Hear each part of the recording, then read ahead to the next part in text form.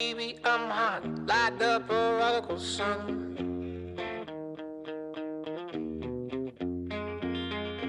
Big up Bartolini, Mini, Money, Mo, and Flower, you're the chosen one. Well, your left hand's free, and your right hand grip, with another left hand, watch his right hand slip, towards his gun. Cristina Silván, estamos aquí en tu refugio, en tu estudio zaragozano, y veo así a simple vista un montón de formas geométricas, de colores muy llamativos, una explosión de color. ¿Dirías que esos son los rasgos singulares de tu obra? Sería la base, se podría decir que el color y la línea marcan la base de mi trabajo. ¿Desde cuándo te ha seducido esta geometría? No sé si además si hay alguna forma de la que abuses más o que se pueda intuir más los círculos o los cuadrados. Pues va en función del trabajo que quiera, en el trabajo en el que me quiera centrar. Pero se puede decir que también una gran parte de mi trabajo es línea pura y dura. O sea, el color realmente es lo que marca la base. ¿Y en ese color tienes alguna paleta de colores preferida? Sobre todo veo mucho fosforito, ¿no? Amarillos, así verdes, llamativos. Sí, los últimos trabajos sí que es cierto que lo que es un rosa fosforito, el naranja, el amarillo, marcan una base para ya comenzar el trabajo.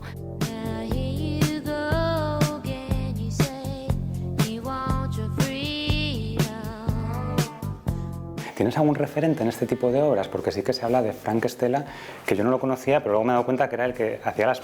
Bueno, sus cuadros eran las portadas de los libros de GB, sí, que son así como sí. los cuadraditos de colores. Sí, bueno, Vasarely, Frank Stella, sí, había mucha referencia en los libros.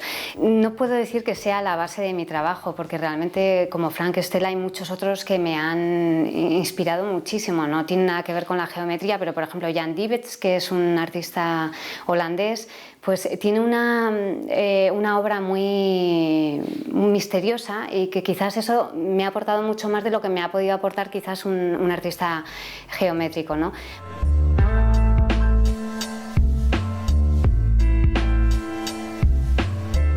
Tenemos aquí detrás unas obras que son casi un volumen escultórico, pero todo esto parte de un boceto, de un dibujo, del lienzo, y vas evolucionando ya hacia más volúmenes arquitectónicos. Pues mira, hace ya muchos años que empezaba a trabajar siempre a partir de un boceto. Ese boceto pues podía transformarse en diferentes bocetos y al final se podía llevar a formato grande o no.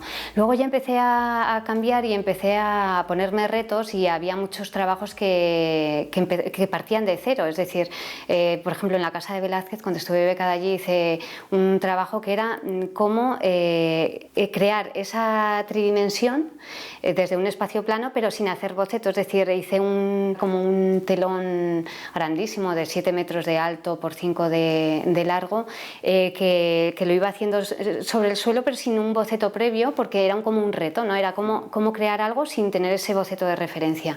Y entonces a raíz de ese trabajo sí que es cierto que he seguido un poco esa temática. Hay mucho de collage también, ¿verdad? No sé si es una técnica que has utilizado previamente o que sigues ahora andando un poco.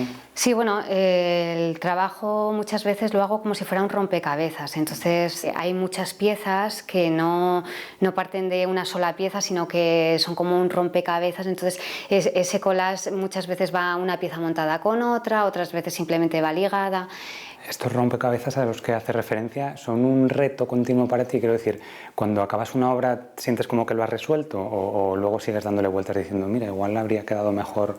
Eso ya lo pasé hace muchos años, porque yo creo que cuando tenía 20 años me comía mucho la cabeza, porque yo soy muy perfeccionista, entonces al final es algo que hay que cortar de algún modo. Entonces sí que con los años he aprendido que cuando algo no está como tú quieres, quizás luego sí que te das cuenta de que sí que has llegado al punto que querías, lo que pasa que hay que meditarlo. Entonces lo que yo hago muchas veces es que cuando pienso que no he llegado a ese punto que quería, dejo reposar la pieza y comienzo otra. Entonces quizás lo que no he conseguido en esa lo consigo en la siguiente, o bien al cabo de X días me doy cuenta de que lo que le falta a esa pieza es un algo que al final consigo pues volviéndolo a trabajar. La escultura, por ejemplo, también es importante para mi trabajo porque al fin y al cabo todo es escultura, todo lo que hago, todo lo que creo es escultórico. Escultura sobre todo con materiales como madera, ¿no? O chapa Sí. también. O no Sí, sé qué. sí, porque madera, para mí la referencia siempre es la madera. De hecho, la escultura no la creo con la madera, bueno, sí que genero un volumen con la madera, pero luego ese volumen es pintado. Entonces al final se puede decir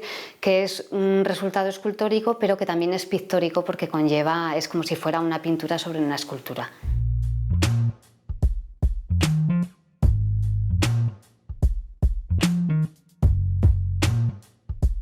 De lo más curioso de tu producción artística también están las, no sé si llamarlo, instalaciones. Quiero decir, cuando haces alguna creación ad hoc para el sitio en el que se va a exponer, como sucedió en la Galería Antonia Puyo hace poquito. Pues en la galería era muy fácil, pues porque había un punto de referencia con la puerta, entonces sobre esa referencia ya se empezó a crear el espacio y es realmente como si fuera un trampantojo, o sea, es crear volúmenes, espacios visualmente ficticios que los tienes allí.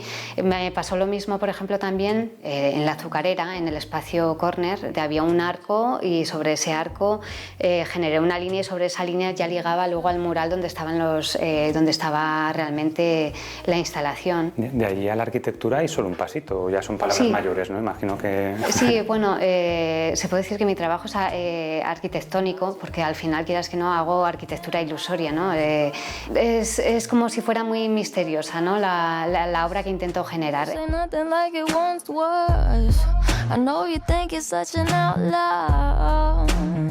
¿Crees que llega más a un tipo de público que a otro? Igual los niños por lo chillón de los colores. Hombre, les los llama... niños desde luego que sí, yo sé, porque en cualquier inauguración, siempre por el color, hay muchos niños que se sienten muy atraídos, entonces sí que por el color, desde luego que sí. Pero realmente si te paras a mirar las profundidades que genera, los volúmenes, es ahí donde está la importancia de la obra. Entonces, decir que a un niño, por ejemplo, le llama la atención o no, desde luego que por los colores sí, pero luego ya llegar a profundizar, yo creo que eso ya es más cosa de adulto. Para mí la obra siempre no me ha gustado que esté encerrada en un formato cuadrado, rectangular. Al principio sí que es lógico que lo trabajara así, pues porque no tenía otras posibilidades, pero siempre me ha gustado que la obra esté flotando en el espacio. Entonces es tan importante que por eso la obra siempre tiene que estar, el bastidor, por así decirlo, el cuadro sería la propia pared.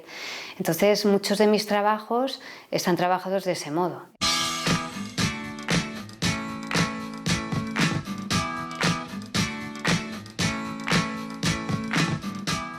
De hecho hay, por ejemplo, una crítica que una vez Rosa Gutiérrez me escribió una vez un texto para una exposición que decía que mi trabajo era como estar en el parque de atracciones, que era como estar entre lo real y lo irreal, ¿no? Que ahí es como que se fusionaban las dos cosas. Fantasmagoría, ¿no? De algún modo así. Pues entonces se puede decir que el trabajo es eso, o sea, lo definió muy bien, porque mi trabajo se puede decir que estaría ahí, en esa imaginación, ¿no? Que tenemos todos y que siempre...